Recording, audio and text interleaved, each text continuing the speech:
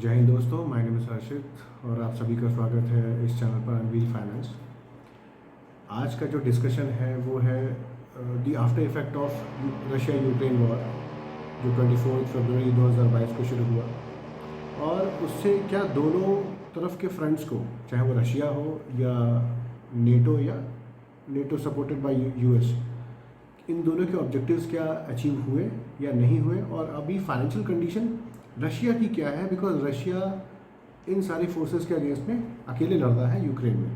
Ukraine के सबको पता है कि वो पूरा ख़त्म हो चुका है, बर्बाद हो चुका है, लेकिन रशिया का क्या यहाँ पे इन 2 महीने 2.5 महीनों में हुआ है, फाइनेंशियल टर्म्स में उसका इम्पैक्ट क्या पड़ा है उसके ऊपर हम उसके ऊपर डिस्कस करते हैं। तो 24 फरवरी 2022 को ये वॉर शुरू हुआ, रशिया ने यूक्रेन के ऊपर इन्वेड किया और 28 मार्च 2022 को रशिया की स्टॉक मार्केट बंद करनी पड़ी।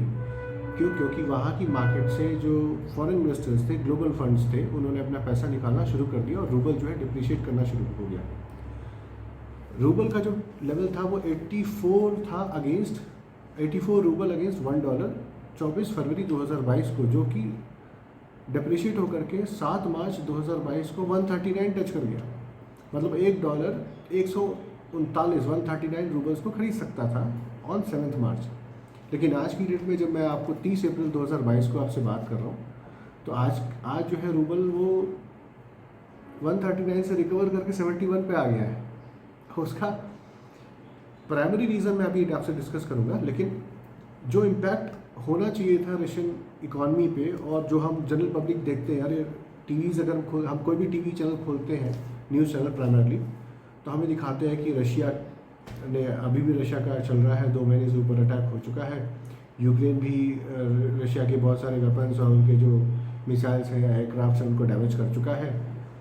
तो ये हमें देखने को मिलता है कि जो यूक्रेन है वो भी अच्छे से जवाब दे रहा है और रशिया का भी बहुत कुछ नुकसान हो रहा है। पर हम फाइनेंशियल टर्म्स में देखें तो उसका नुकसान हुआ है या नहीं, और हुआ है तो कितना लग रहा है कि हुआ है, जो कि वेस्टर्न पास्ट ने भी सोचा था कि हम बहुत बड़ा नुकसान करेंगे। तो रशिया की करेंसी मैंने जैसे आपको बताया कि 84 से 139 से 71 पे भी आ गई है। जब किसी कंट्री की करेंसी अप्रिशिएट करी है, बढ़ी है against the major currency of the world USD, उसका मतलब है कि वहाँ पे पैसा आया है। और कैसे आया है? तो जब ये वॉर शुरू हुआ तो अपने इकॉनमी को, अपनी करेंसी को बचाने के लिए जो रशियन सेंट्रल बैंक है उसने 2-3 स्टेप्स लिए। पहला उन्होंने बोला कि जो फॉरेन इन्वेस्टर्स हैं, जो बाहर के लोग हैं, वो पैसा यहाँ से निकाल नहीं सकते। शुरुआत में तो निकाल लिया, लेकिन बाद में उन्होंने उस पर हॉल्ट लगा दिया। दूसरा उन्होंने बोला जो एक्सपोर्टर्स, रशियन एक्सपोर्टर्स हैं, जो बाहर सामान बेचते हैं और बाहर से उनके पास इंटरनेशनल करेंसी आती है, उनको अपने 80% इंटरनेशनल करेंसी अगर आ रही, जो भी जितना भी रिसीव करा उसका 80% उनको कन्वर्ट करना पड़ेगा रूबल में, तो रूबल का वैल्यू बढ़ेगा। तीसरा, जो रशिया ने एक फरमान जारी किया कि जो यूरोपियन नेशंस हैं हमसे ऑयल एंड गैस खरीद रहे हैं, वो जो है यूरोज़ में हमें पेमेंट करेंगे, बट वो यूरोज़ जो हैं रशियन एंटिटीज़ वाले बैंक्स में, रशियन बैंक्स में डिपॉजिट होंगे, कन्वर्ट होंगे रूबल में, और फिर उनको रूबल में पेमेंट करना पड़ेगा जो भी ऑयल एंड गैस उन्होंने ख़रीदा है हमसे। तो ये 2-3 मेजर्स थे जिसकी वजह से रूबल का जो डिप्रिसिएशन है वो रुका अगेंस्ट मेजर करेंसी, प्राइमरली हम यूएसडी की बात करें तो। साथ ही साथ एक बहुत बड़ा फैक्ट है जो पब्लिक डोमेन में बहुत ज़्यादा नहीं आया, लोग जनरल पब्लिक के लिए नहीं आया, जो फाइनेंशियल वर्ल्ड के लोग हैं, स्टैटिस्टिशियंस हैं, उनको तो पता ही है। जो यूरोप है वो 25% उसका जो रिक्वायरमेंट, अगर 100 लीटर्स का उसको तेल चाहिए हर दिन, तो उसका 25 लीटर तो रशिया से आता है। मतलब 25% of the oil is imported from Russia by the European Nations.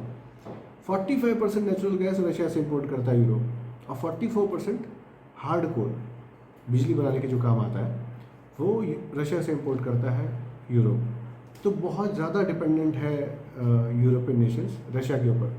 जो सैंक्शंस लगाते हैं उन्होंने बोल तो दिया, अमेरिका ने बोल दिया, यूरोपियन नेशंस ने बोल दिया कि हम नहीं खरीदेंगे या हम इनके ऊपर कम खरीदेंगे, पर वैसा पॉसिबल नहीं है, क्योंकि आपने जैसे देखा कि श्रीलंका में फॉरेन रिजर्व्स की क्राइसिस हुई और वहाँ पब्लिक शोर मचाना शुरू कर दी कि मेरे पास, हमें खाने का नहीं है, हमें पेट्रोल नहीं मिल रहा है।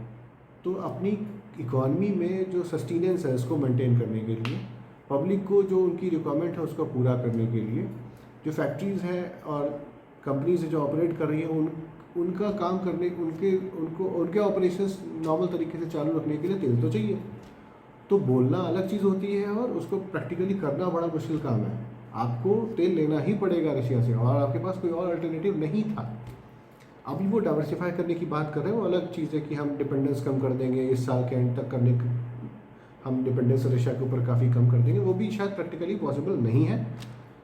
7 महीने में कुछ आप हैरी पॉटर की तरह कुछ चेंज नहीं कर दोगे। दूसरा, अब इसका इम्पैक्ट क्या हुआ रशियन इकॉनमी में। अब कुछ फिगर्स मैं आपको बताता हूँ तो आपको लगेगा कि यार वॉर तो हुआ था रशिया को बर्बाद करने के लिए, या मतलब वॉर शुरू किया था रशिया ने यूक्रेन को बर्बाद करने की, जो कि दिख रहा हो गया। जो सैंक्शंस लगाए गए थे यूरोपियन नेशंस जो वेपन्स और पैसा दे रहे हैं यूक्रेन को लड़ने के लिए, उससे लग रहा है कि रशिया बहुत लड़ाई कर रहा है, हर दिन का वॉर का खर्चा बहुत ज़्यादा आ रहा होगा। तो अभी हम देखते हैं कि रशिया की इकॉनमी को क्या इम्पैक्ट पड़ा फाइनेंशियल टर्म्स में। रशिया हर दिन ऑन एन एवरेज $1 बिलियन कमा रहा है ऑयल एंड गैस एक्सपोर्ट करने से। तो इस साल वो करीब 320 से 350 या 360 बिलियन डॉलर्स कमा लेगा ऑयल एंड गैस का एक्सपोर्ट करके। उसका जो ऑयल एंड गैस की रेवेन्यू है वो पिछले 5 साल के हाईएस्ट लेवल पे है। उसका जो करंट अकाउंट सरप्लस है जो इस पहले क्वार्टर का था, इस first quarter of this calendar year 2022, जनवरी फरवरी मार्च 2022, उसका $58.5 बिलियन का उसका करंट अकाउंट सरप्लस है, जो पिछले 30 साल में सबसे ज़्यादा है। तो यहाँ पे हम कुछ नंबर्स की बात जब हम कर रहे हैं, हम देख रहे हैं कि रशिया जो है वो स्टेबल है, फाइनेंशियली स्टेबल है। थोड़ा कॉन्फ्लिक्ट इंडिया वहाँ भी हो रहा होगा, इंटरनली कुछ डिस्ट्रस्ट कहीं ना कहीं होगा, कुछ पब्लिक अगेंस्ट में होगी, जैसे इंडिया में हम देख रहे हैं अलग अलग पॉकेट्स में कुछ ना कुछ होता रहता है। But India as a nation हम हमेशा ग्रो ही कर रहे हैं, हम आगे बढ़ ही रहे हैं। वैसे रशिया की जो फाइनेंशियल पोजीशन है वो काफ़ी बेहतर है। फिर रशिया ने एक और बड़ा स्टेप लिया। उन्होंने क्या किया कि 25 मार्च को जो वहाँ के रशियन सेंट्रल बैंक है, उन्होंने बोला कि हम अपनी रूबल करेंसी को पेग इन द सेंस उसके बराबर कर देना। हम अपनी रूबल करेंसी को, जो गोल्ड है, जो फिजिकल करेंसी है, जो पहले भी गोल्ड ब्रेटन वुड्स सिस्टम हुआ करता था जो बाद में ख़त्म हो गया, प्रेसिडेंट निक्सन ने ख़त्म कर दिया उसको 1971 में, वो अलग चीज़ है, आपको बाद में बताऊंगा। तो हम 5000 rouble is equal to 1 gram of gold को ये हम निर्धारित करते हैं, ये फिक्स करते हैं। तो उन्होंने अपनी करेंसी को गोल्ड के बराबर लाने की कोशिश की और बोला कि we are pegging our currency rouble against gold which is the international commodity, जो हर जगह एक्सेप्टेबल है। आप इसीलिए गोल्ड की स्मगलिंग होती है, क्योंकि यहाँ का आप इंडिया से सोना स्मगल करके आप श्रीलंका ले जाएंगे या वहाँ से यूएस ले जाएंगे तो उसी भाव में बिकेगा जो यहाँ बिक रहा है, हल्का फुल्का डिफरेंस होगा, because it is an international commodity. और इससे उन्होंने ये करने की कोशिश ये करी कि लोगों का जो फेथ है रूबल में बना रहे, क्योंकि रूबल को कोई भी करेंसी पे फेथ कब बनता है, जैसे अगर हम डिमोनेटाइजेशन की बात करें, उससे पहले 500 और 1000 रुपये के नोट जो थे वो उसमें सबका फेथ था, लेकिन एक झटके में सबका फेथ ख़त्म हो गया उसी रात 8 बजे। उसका रीज़न ये था कि जब वहाँ की कंट्री ही अपने उस नोट को मानने से मना कर दे, एक्सेप्ट करने से मना कर दे, तो कोई फेथ ही नहीं रहा। तो दुनिया भर की कंट्रीज़ भी उसको नहीं मानेंगे, उस करेंसी को बेकार मानेंगे, पीस ऑफ पेपर मानेंगे। और अगर कोई कंट्री ही दिवालिया हो जाए या डिफ़ॉल्ट कर दे या प्रॉब्लम में आ जाए तो उसकी कोई भी करेंसी हो वो बेकार हो जाएगी। जैसा जिम्बाब्वे के साथ हुआ, अभी वहाँ US डॉलर चलता है, जिम्बाब्वे डॉलर तो बेकार ही हो गया। मैंने खुद अपनी आंखों से $10 ट्रिलियन का मैंने जिम्बाब्वे नोट देखा है। तो जो इम्पैक्ट होना था, जो इम्पैक्ट सोचा था वेस्टर्न पास ने रशियन इकॉनमी पे, वो नहीं दिख रहा और नहीं दिखेगा, क्योंकि अभी जो ऑयल प्राइसेस हैं वो $139 पर बैरल के लेवल पे चले गए थे, जो अभी 100, 101, 102 के आसपास ट्रेड कर रहा है। $102 पर बैरल के आसपास जो ब्रेंट क्रूड है वो ट्रेड कर रहा है। और ये अप्रॉक्सीमेटली 95 से लेकर के 110 बीच में ट्रेड करते रहेगा अभी फॉर नेक्स्ट 2.5 मंथ्स, ये पूरा एजम्पशंस है। और जैसे जैसे जाड़ा आएगा नदर्न हेमिस्फीयर में, क्योंकि जब हमारे यहाँ ठंडी आती है इंडिया में, तो दुनिया, रशिया में भी ठंडी आती है, यूरोपियन नेशंस भी है नदर्न हेमिस्फीयर में, वहाँ भी ठंडी आती है, यूएस में भी ठंडी आती है। तो ठंडी के टाइम पे ज़्यादा ऑयल का या गैस का कंजम्पशन बढ़ जाता है। उसका रीज़न ये है कि जो ठंडे प्रदेश है, ठंडे देश है, बाल्टिक नेशंस हो गए, यूरोपियन नेशंस ऊपर के हो गए, रशिया हो गया और अमेरिका वगैरह हो गया, तो वहाँ पे जो घर को गर्म करने के लिए वहाँ काम आता है ऑयल। इंजन्स होते हैं गाड़ी के, वो फ्रीज़ कर जाते हैं या उनको थोड़ा गर्म करने के लिए ज़्यादा एनर्जी की ज़रूरत होती है, तेल ज़्यादा कंज्यूम होता है, तो उस समय और कंजम्पशन बढ़ जाएगा ऑयल का। तो रशिया के लिए तो विन विन सिचुएशन है in terms of oil trade, उससे उसको कोई प्रॉब्लम नहीं हो रहा है। उसको प्रॉब्लम सिर्फ इस बात पे हो रहा है कि जो उसके वेपन्स है डिस्ट्रॉय हो रहे हैं, या S-400 जो उसके न्यूक्लियर जो एयर डिफेंस सिस्टम है उसको डैमेज किया गया है कई जगह पे, वो उसका कैपिटल लॉस हो रहा है, पर उसको रीबिल्ड कर लेगा बिकॉज उसका पैसा आ रहा है। और तीसरा, उसके जो आर्मी पर्सनल्स थे जिनका डेथ हुआ है, उनको पेंशन देनी पड़ेगी, उनकी फैमिली का रिहेबिलिटेशन करना पड़ेगा, वो एक उसके लिए चिंता का सबब हो सकता है। लेकिन फाइनेंशियली घुटनों पे ला देना और एक क्राइसिस पैदा कर देना रशिया के अंदर, और रशिया का जो प्रभाव है दुनिया पे वो कम कर देना, वैसा आज भी नहीं हो, कल भी नहीं हो सकता, पॉसिबल ही नहीं है। बिकॉज रशिया के ऑयल एंड गैस एक्सपोर्ट के ऊपर दुनिया भी टिकी हुई है। अगर वो बंद कर दे एक दिन या हफ्ता भर, तो $139 पर बैरल के हिसाब से ट्रेड नहीं करेगा, वो 300, 350, 400 जा सकता है, कुछ भी हो सकता है। सेंटिमेंट्स इतने नेगेटिव हो सकते हैं कि वो $500 ही टच कर सकता है पर बैरल। मैं ऑयल की बात कर रहा हूँ। सो ये निष्कर्ष हमें निकला कि रशियन इकॉनमी को अमेरिका कुछ भी नहीं कर सकता अभी शॉर्ट टर्म में, भले वो नेगेटिव चीज़ें फैलाता रहे सोशल मीडिया और डिफरेंट मीडिया चैनल्स के थ्रू, क्योंकि सारा कंट्रोल वही कर रहा है। ट्विटर उसी के पास, उसी के यहाँ का है, फेसबुक वहीं का है। और लास्ट में बस यही मैं डिस्कस करूँगा आपसे कि इसका इम्पैक्ट हमारी लाइफ पे क्या होगा। एज एन इंडियन हम भी ग्लोब का हिस्सा है। आज हम कहते हैं दुनिया इंटरकनेक्टेड है, तो इसका मतलब क्या है? आपने वो मतलब इस वॉर से रशिया का थोड़ा नुकसान हुआ है, ज़्यादा फ़ायदा हो रहा है, जैसा सोचा था यूएस ने वैसा नहीं हो रहा है। हमारा क्या हो रहा है? हमारा कहीं कहीं पे बेनिफिट है, लेकिन नुकसान ज़्यादा है। फ़ायदा हम बोलते हैं कि हो रहा है कि हम कम दाम पे तेल खरीद रहे हैं, पर वो सिचुएशनल है ना। आज की डेट में तेल का भाव इतना बढ़ गया है वॉर की वजह से, $100 का $110 का जो ट्रेड कर रहा था, हम 25% डिस्काउंट पे ले रहे हैं। पर अगर आप सोचो कि वो इतना बढ़ता ही नहीं तो डिस्काउंट की ज़रूरत ही नहीं होती। हम $60-65 के आसपास पर बैरल के हिसाब से उनके अच्छा तेल मंगा रहे होते, हमें कोई दिक्कत नहीं होती, हमारे फंड्स इंटैक्ट रहते। पर अभी हमें अपने इंटरनल डिमांड को सेटिस्फाई करने के लिए, मतलब उसको मीट करने के लिए, हमें अपने फॉरेन रिजर्व से ज़्यादा डॉलर्स बाहर देने पड़ रहे हैं। वैसे रशिया के साथ हमारा अरेंजमेंट अलग है, पर रशिया हमारा जो रोल है, रशिया का जो कंट्रीब्यूशन है इंडियन ऑयल एक्सपोर्ट में सिर्फ 1% के आसपास का है। तो मेजॉरिटी ऑयल हम रशिया से ख़रीदते ही नहीं है।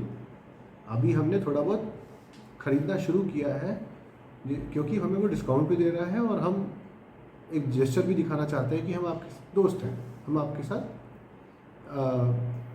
आपकी मुसीबत में हम आपके साथ हैं। हमारा प्रॉब्लम यह है कि हमारा यहाँ इन्फ्लेशन बहुत ज़्यादा बढ़ गया है। ग्लोबली इन्फ्लेशन बहुत ज़्यादा बढ़ रहा है। अमेरिका में 7.5% का इन्फ्लेशन रेट है, बहुत ज़्यादा है, ये बहुत ज़्यादा रेट है, इन्फ्लेशन रेट है। इस इन्फ्लेशन की बढ़ने की वजह से जो ग्लोबल सेंट्रल बैंक्स हैं, चाहे फेडरल रिजर्व हो, चाहे बैंक ऑफ इंग्लैंड हो, बैंक ऑफ कोरिया हो, बैंक ऑफ कोरिया ने इंटरेस्ट रेट बढ़ा दिए हैं।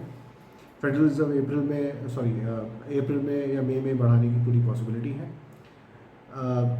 हमारा जो सेंट्रल बैंक है, रिजर्व बैंक ऑफ इंडिया, उसने सोचा था कि उन्होंने बोला था कि जो पिछली कमेंट्री में उन्होंने बोला था कि हम नहीं बढ़ाएंगे, वही बढ़ाने की तरफ आगे बढ़ रहे हैं, और शायद मई मंथ में वो भी बढ़ा देंगे इंटरेस्ट रेट्स।